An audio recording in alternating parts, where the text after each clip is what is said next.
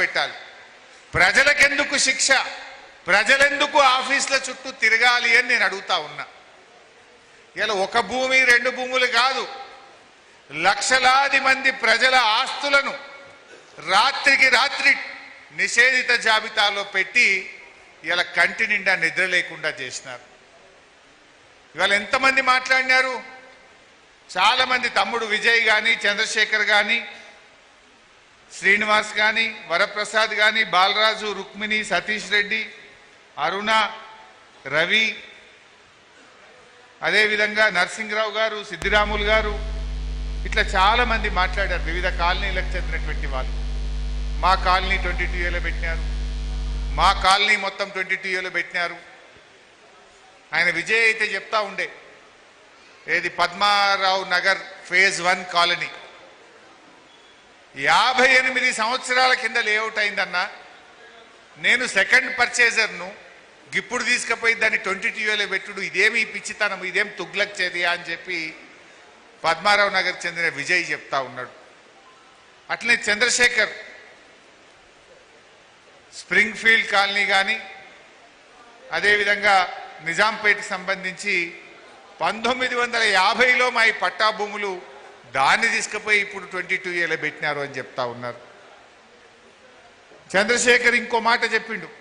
Chandrasekhar Mudiraj spring field colony మహబూబ్ నగర్కి చెందిన ఒక కాంగ్రెస్ పార్టీ ఎమ్మెల్యే విల్లాకు 30,000, ప్లాటుకు 30,000 కలెక్ట్ చేస్తున్నాడు. ఆ పైసలు తీసుకపోతేనే గవర్నమెంట్లో పని అవుతుంది అని చెప్పి ఏజెంట్లు తిరుగుతున్నారన్న అని చెప్తున్నాడు. అంటే 22Aలో పెట్టుడు, ముఖ్యమంత్రి గారి పొంగిలేటి గారి ఏజెంట్లు ఇవాళ తిరుగుతున్నారు కాలనీల మీద పడి, గ్రామాల మీద పడి, మీరు డబ్బులు ఇయ్యండి, మీది 22Aకి వెళ్ళి తీసేస్తాము అంటున్నారు. నిన్న ఒక ఆయన తెలంగాణ భవన్కి వచ్చిండు, అమీన్పూర్ అనుకుంటా.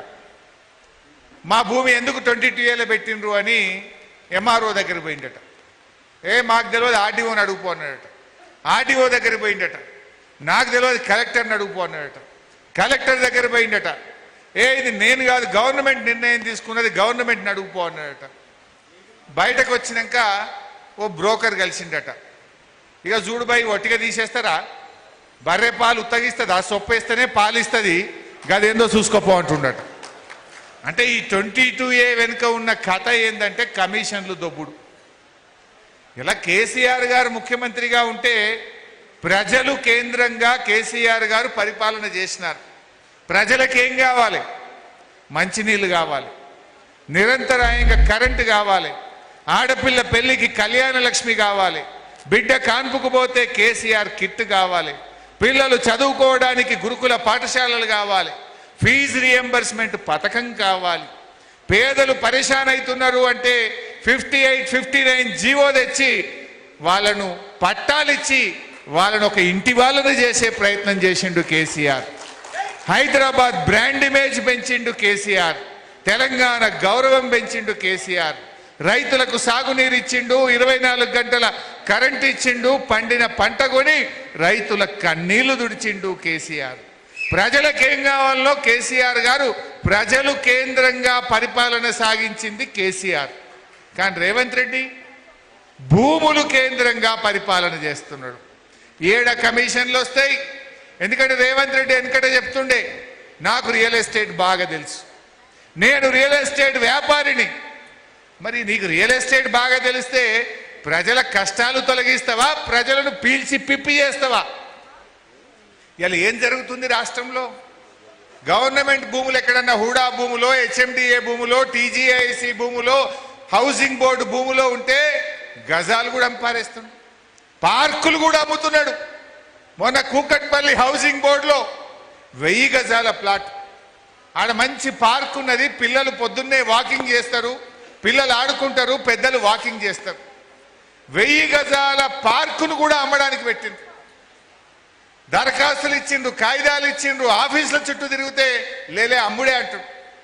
లాస్ట్కు ఆ కాలనీ వాళ్ళందరూ హైకోర్టుకు పోతే పార్కును ఎట్లా అమ్ముతావని రేవంత్ రెడ్డి ప్రభుత్వానికి మొట్టికాయలేసి ఆ హైకోర్టు స్టే ఇస్తే ఇలా పార్కు మిగిలింది.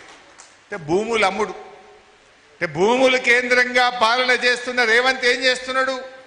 భూములమ్ముడు, పార్కులమ్ముడు, ప్లాట్లమ్ముడు. రేపటికి ఎప్పుడైనా గుడి కట్టాలంటే భూమి ఉండదు, బడి కట్టాలంటే భూమి ఉండదు, స్కూల్కి భూమి ఉండదు, శ్మశాన వాటికకు జాగు ఉండదు. మొత్తం గవర్నమెంట్ భూములను ఎక్కడ పడితే అక్కడ అమ్మి పారేస్తా ఉన్నాడు. రేపు ప్రజలు ఉన్నారు కదా, జనాభా పెరుగుతున్నాయి. హైదరాబాద్కు ఓ వాటర్ ట్యాంక్ కట్టాలి, ఓ దవాఖానా కట్టాలి, ఓ పార్కు కట్టాలి, పిల్లలకు గుడి కట్టాలి, బడి కట్టాలంటే ఉన్న జాగలు అమ్మితే ఎట్లా ఇప్పుడు జరుగుతుంది? బొందలగడ్డకు కూడా జాగలు లేకుండా చేస్తావా రేవంత్ రెడ్డి?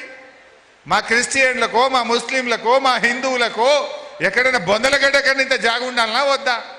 గజాలు అమ్ముతా, ఎకరాలు అమ్ముతా, కనబడ్డ భూములు అమ్ముతా అంటే ఇది ఎక్కడి పద్ధతి అని నేను అడుగుతా ఉన్నా. ఒకవైపు భూముల అమ్మకం, మరొక వైపు ఏం చేస్తున్నాడు?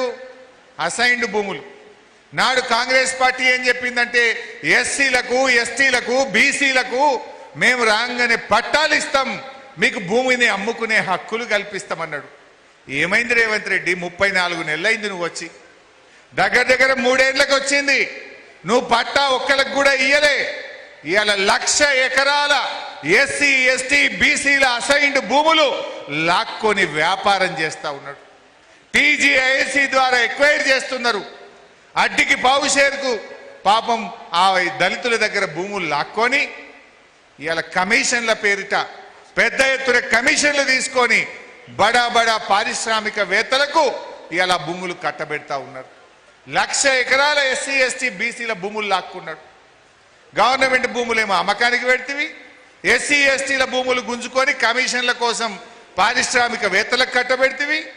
ఇక పట్టా భూములు. ప్రజలు ఈ కుత్బుల్లాపూర్లో ఉండే వాళ్ళంతా రెక్కాడితే డొక్కాడని వాళ్ళు, పేద మధ్యతరగతి ప్రజలు. భార్య భర్త ఇద్దరు ఉద్యోగం చేసి చిట్టీలు వేసుకొని రూపాయి జమ చేసుకొని ప్లాట్ కొనుక్కుంటారు. 60 గజాలో, 70 గజాలో, 100 గజాల్లో చిన్న ఇల్లు కట్టుకుంటారు. ఇలా రాత్రికి రాత్రి నిషేధిత జాబితాలు పెడితే ఇది తుగ్లక్ ప్రభుత్వం కాదా? అసలు ఎట్లా పెడతావు నువ్వు? నీకెవడో హక్కు ఇచ్చిండు? ఇప్పుడు రక్షకుడే భక్షకుడైన వేళ అంటారు. ప్రజల ఆస్తులను కాపాడాల్సిన ప్రభుత్వం ఇవాళ ప్రభుత్వమే కంచె చేను మేసిన విధంగా ఆస్తులు కాపాడాల్సిన ప్రభుత్వం ఆ ఆస్తులను లాక్కొని రాత్రికి రాత్రి ప్రజలను ఇలా ఆగం చేస్తున్నది రేవంత్ రెడ్డి ప్రభుత్వం. నీ బాధ్యత ఏంటి? ప్రజల ఆస్తులకు రక్షణ కలిగించాలి. కానీ రేవంత్ రెడ్డి వచ్చినాక ఈ తెలంగాణ రాష్ట్రంలో ప్రజల ప్రాణాలకు రక్షణ లేదు, ప్రజల ఆస్తులకు రక్షణ లేకుండా అయిపోయింది. ఎన్ని హత్యలు జరుగుతున్నాయి, ఎన్ని రేప్ కేసులు జరుగుతున్నాయి. తెలంగాణలో మహిళలకు రక్షణ లేకుండా పోయింది, చిన్న పిల్లలకు రక్షణ లేకుండా పోయింది, ప్రజల ప్రాణాలకు రక్షణ లేకుండా పోయింది. ఇవాళ ప్రజల ఆస్తులకు కూడా రక్షణ లేనటువంటి పరిస్థితి ఏర్పడ్డది. ఈ ఏంది 22A? ఇవాళ పొద్దున్నే నాకు ఖమ్మం జిల్లాకేలో ఒక రైతు ఫోన్ చేసినాడు.